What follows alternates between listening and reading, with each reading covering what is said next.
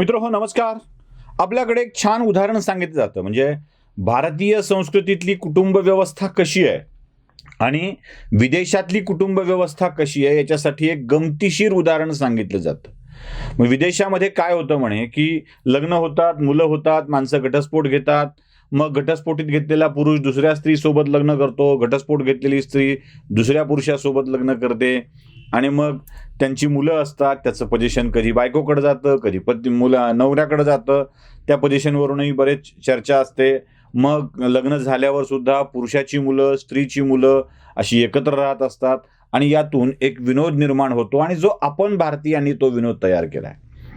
म्हणजे बाईचा मुलगा म्हणजे पहिल्या नवऱ्यापासूनचा आणि पुरुषाचा मुलगा पहिल्या बायकोपासूनची हे एका घरात राहत असतात आणि या दोघांपासून एक मुलगा होतो आणि मग त्या लहान मुलांमधली भांडणं सुरू होतात. मग बायको आपल्या नवऱ्याला फोन करून सांगते, तुझी मुलं आणि माझी मुलं मिळून आपल्या मुलाशी भांडतायत. तुझी मुलं आणि माझी मुलं मिळून आपल्या मुलाशी भांडतायत. असा हा विनोद आपण नेहमी ऐकत आलेलो आहोत. तसा विनोद मला महाराष्ट्राच्या राजकारणात आत्ता घडताना दिसला. प्रकरण तसं गंभीर आहे, पण याला गंभीर समजायचं का हा देखील प्रश्न आहे. खरं तर हा वाद आता अशा स्वरूपामध्ये मांडला जातो आहे, म्हणजे त्याचा निषेध करणाऱ्यांचीही गोची झाली आहे, त्याला समर्थन करणाऱ्यांचीही गोची झाली आहे, सगळ्यांचीच गोची झाली आहे. ज्यांनी हल्ला केलाय त्यांचा हेतू स्पष्ट होता, ज्यांच्यावरती हल्ला झालाय त्यांना देखील आता हे सगळं सांगणं अवघड झालंय.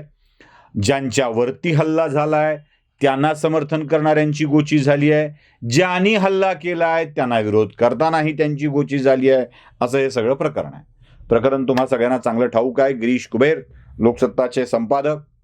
नाव कुबेर असलं म्हणून व्यक्ती श्रीमंतच असतो असं नाही, पण त्यांचं नाव कुबेर आहे, ते लोकसत्ताचे संपादक आहेत. या गिरीश कुबेरांनी लिहिलेल्या एका पुस्तकातील काही वाक्यांमुळे गदारोळ माजलाय. गिरीश कुबेरांचं समर्थन करायचं तर कसं करायचं आणि विरोध करायचा तर कसं करायचं असा प्रश्न निर्माण झालेला आहे त्या लोकांच्या समोर.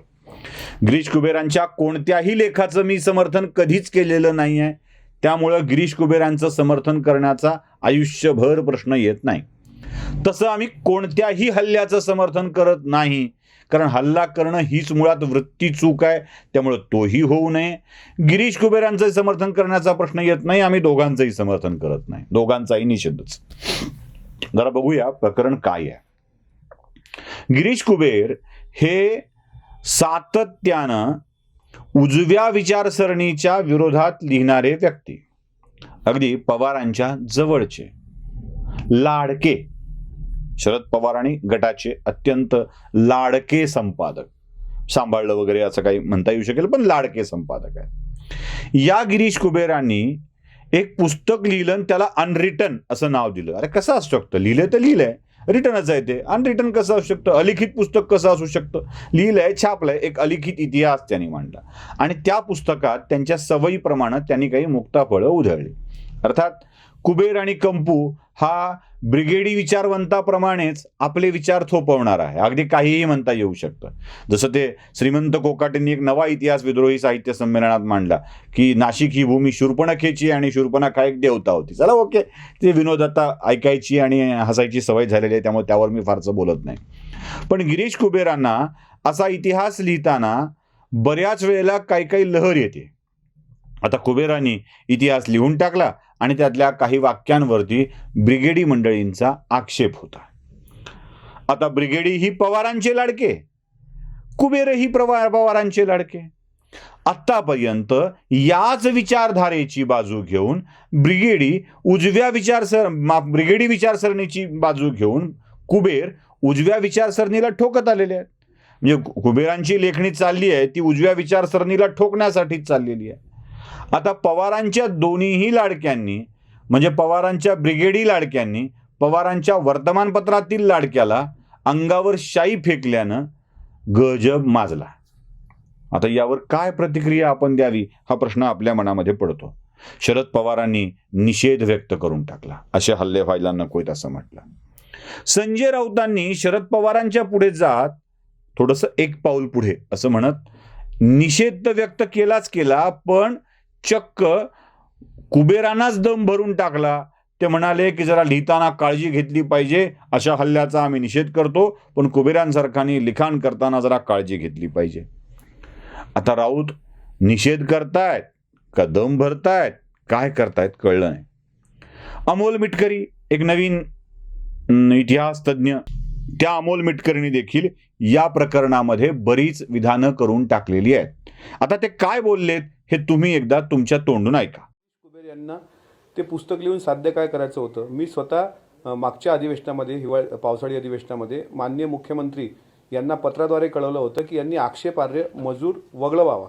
म्हणजे छत्रपती संभाजीराजांनी स्वतःच्या आई सोयराबाई साहेबांना मारलं याचा कुठला पुरावा गिरीश कुबेर हे देत आहेत. त्याच्यामुळं एक गोष्ट लक्षात घ्या, ही रिॲक्शन आहे. ह्या महाराष्ट्रातल्या अस्मितेबद्दल जर आक्षेपार्ह लिखाण केलं तर त्याबद्दल उमटणाऱ्या प्रतिक्रिया आहेत. लेखकांनी स्वतःच्या प्रसिद्धीच्या हव्यासा पोटी जर असं काही दुष्कृत्य केलं तर त्याचे परिणाम मात्र दिसल्याशिवाय राहणार नाहीत. महाराष्ट्रात याचे पडसाद उमटत आहेत. भांडारकर प्रकरणानंतर पण पडसाद उमटले होते. त्यांनी मागच्याच वेळेस माफी मागून पुस्तकातला आक्षेपार्ह मजूर वगळून घ्यायचा होता. शिवप्रेमींची जाहीर माफी मागायची होती. त्यात काही वेगळं असतं असं वाटत नाही. मात्र गिरीश कुबेरांवर जी शाईफेक झाली त्याला स्वतः गिरीश कुबेरच कारणीभूत आहे. अमोल मिटकरींच्या या विधानावर हसावं की रडावं कळत नाही. एकीकडं त्यांच्या पक्षाचे नेते शरद पवार हे असा दावा करतात की निषेध करतोय, असं झायला नाही पाहिजे, आणि अमोल मिटकरी मात्र त्यांच्याच पक्षाचे आमदार कुबेरांना शिवीगाळ करताना दिसतात. चला आणखी एका विचारवंतांची प्रतिक्रिया आपण बघणार आहोत. म्हणजे या विचारवंतांच्या प्रतिक्रियेवर समाज माध्यमामध्ये एका आमच्या मित्रांनी फार छान प्रतिक्रिया दिलेली आहे, कर्तरी प्रयोग आणि कर्मणी प्रयोगाची. म्हणजे करणाऱ्यावर कधी आणि कर्मणी प्रयोग कसा असतो हे सांगितलंय. म्हणजे कुबेरांवरती हल्ला झाला त्याविषयी भाष्य विश्वंभर चौधरींनी केलं, पण कोण केलं याबाबत मात्र विश्वंभर चौधरी चकार शब्द बोलायला तयार नाहीत. आता विश्वंभर चौधरींना याबाबत बोलणं आवश्यक होतं, पण त्यांनी ब्रिगेडीना अंगावर घेण्याचं टाळलं. कारण जे दुखणं कुबेरांचं आहे ना, तेच दुखणं विश्वंभर चौधरींचं देखील आहे. म्हणजे हे सगळा प्रकार असा आहे की आता तुझी मुलं आणि माझी मुलं मिळून आपल्या मुलाला मारतायत, तर तक्रार करायची कोणाकडे, मुलाला शिक्षा द्यायची कोणत्या, कारण कुणालाही दिली तर ती आपल्याच मुलाला बसणार आहे. अशी वाईट अवस्था या सगळ्या मंडळींची झालेली आहे. व्हिडिओ आवडला असेल तर लाईक, शेअर आणि सबस्क्राईब नक्की करा. धन्यवाद.